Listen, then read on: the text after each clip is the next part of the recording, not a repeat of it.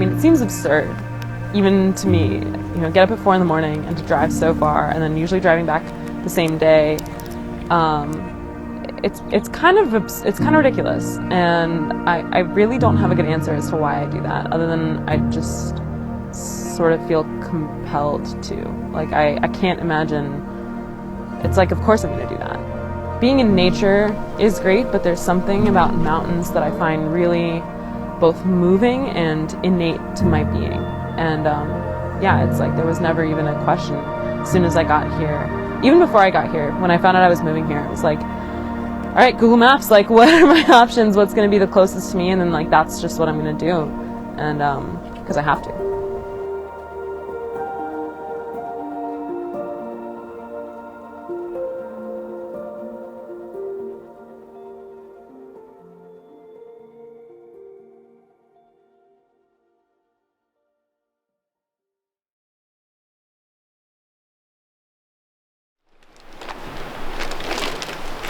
It becomes important to find what speaks to you and just go with that. Like, I had no intention of trying to do New Hampshire's 48, and it just kept coming up for me in my head. It just kept, like, nagging me, and I kept thinking, like, oh, maybe that would be cool. And then suddenly I was, like, planning it and trying to figure it out, and I had a map. I had 2 maps. You know, and they were on my wall, and I was like coloring them in, and I don't really know how I got there, but I just did. And sometimes you just have to lean into that, and I'm sure after that's done, I'll have a moment and be satisfied, and then eventually the next project will kind of crop up and take over, and I think that always happens like that. I meant to eat it last night, and honestly I forgot. I actually went to bed hungry, which was not great. Yeah. By the time I realized we were in bed, yeah, I was like, I understand. Does he like scald his hands a lot? Well, you just can't use it as a measuring cup, and so you have no idea. Oh. Alright. And then I grabbed your packet here. Thank you. Oh, thank you.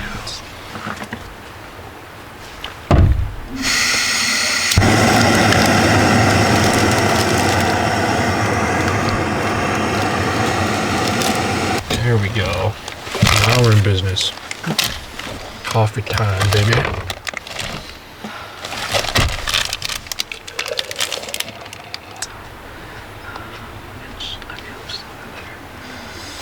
Right. Thank you. That's a good idea. Wait, 1 sec. Cheers. Cheers. To a big day.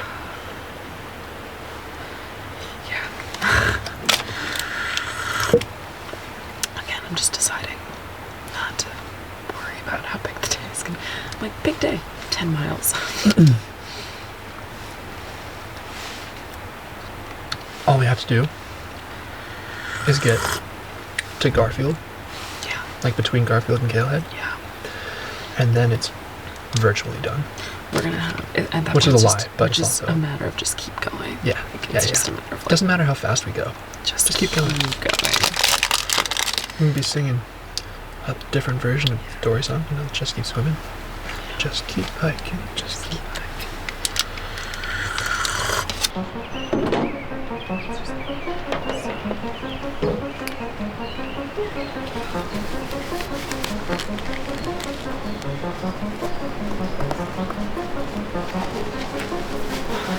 Beautiful day.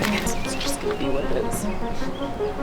I think it's pretty good for what it is. I think it's great. We got shoes, we got food, we got water. Just friends, which is super cool. Okay, I have a shit ton of food, shit ton of water, headlamp, ibuprofen. That's really all that matters. Yeah. Calories and ibuprofen for whatever calories came with this.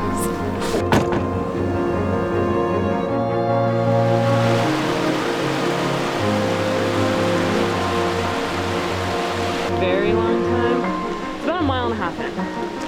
We're a mile and a half in? No, the split is about a mile and a half. I was gonna say, I don't think we're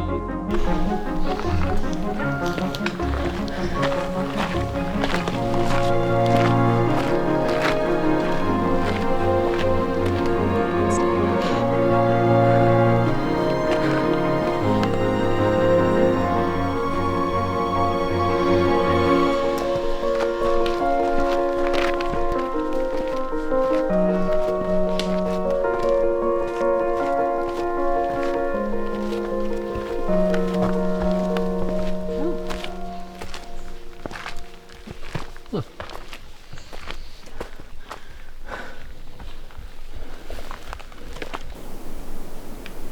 Like, if you look back, there are so many things that have been leading me to this point. And I remember being in middle school and reading these books about, these fiction books about these kids who climbed Mount Everest. And I read them until the spine was worn out. And I just thought it was so cool. I didn't start rock climbing until I was late in high school, like junior or senior year in high school.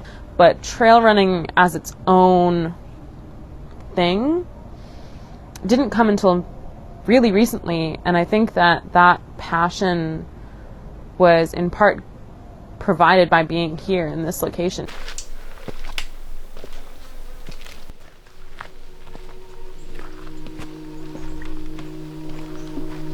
What's that? Oh, what? 2. That's sick.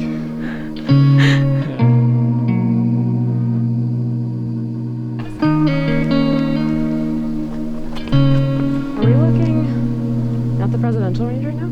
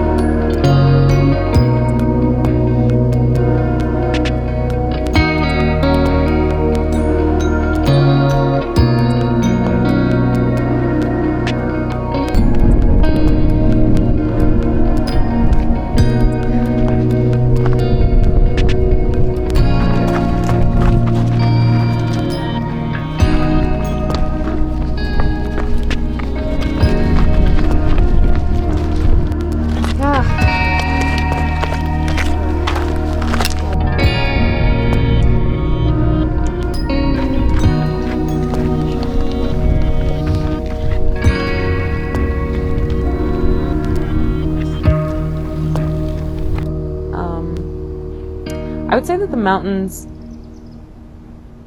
at the end of the day, it's just a mountain. And I think that they serve as more of a reflection, a mirror held up to ourselves than anything. And I think that whatever you need to learn, they will provide for you. And I think that's why I like it. It strips away all the noise and everything else. And a lot of times it strips away our own guard and our own layers and everything that we put up to protect ourselves.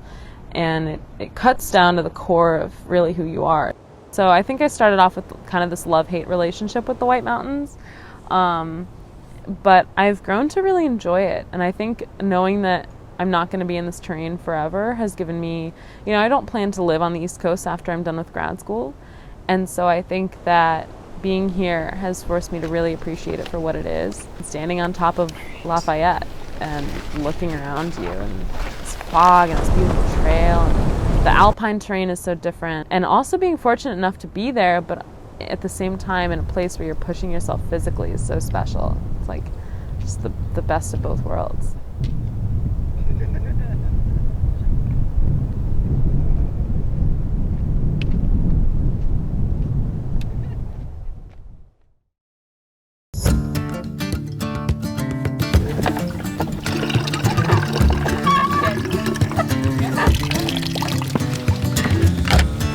Alrighty. Alrighty.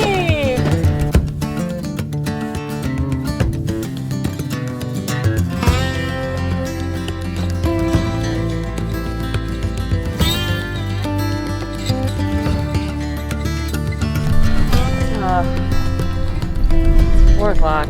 Yeah. We have 14 miles left.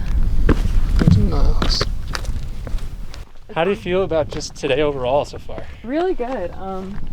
I think I feel like my body hit a point and stayed at that point. Like I have not yet, the situation has not devolved. It's like I kind of had my initial like, oh, I'm tired and stiff, and it has kind of held constant. Very proud of my legs right now. And like happy, I'm happy with my fitness given what I put into it. Yeah. You know? Yeah.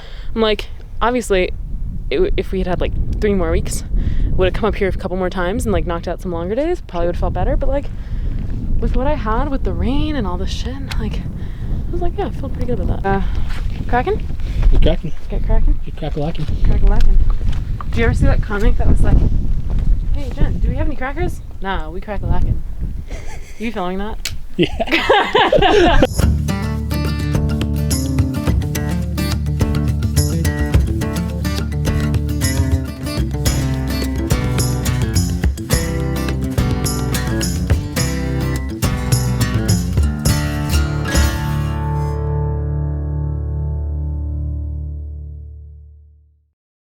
I think the Pemi was the perfect next challenge. It was really long, it was really big, but it was doable.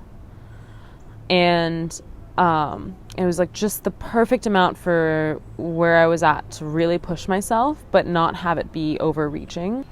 Not only that, but the fact that it isn't just some cobbled together like link up that we sort of dreamed up. Like this is one of the most famous, beautiful loops in the Northeast. Like this is, it's just mega.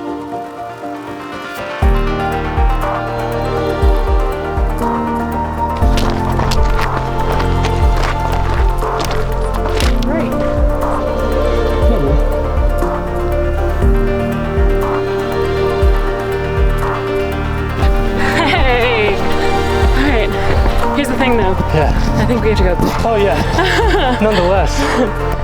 I think the biggest lesson is like in those moments where you feel like you're not getting anywhere, that's when you put your head down and you just keep going. And eventually, you have to have faith in that process. Like if I can see somebody and be like, wow, they're working really hard, that's gonna pay off. But you can't see that for yourself. That's a big part of what I've learned is like, if I just keep coming back and keep trying and keep showing up, that's gonna pay off.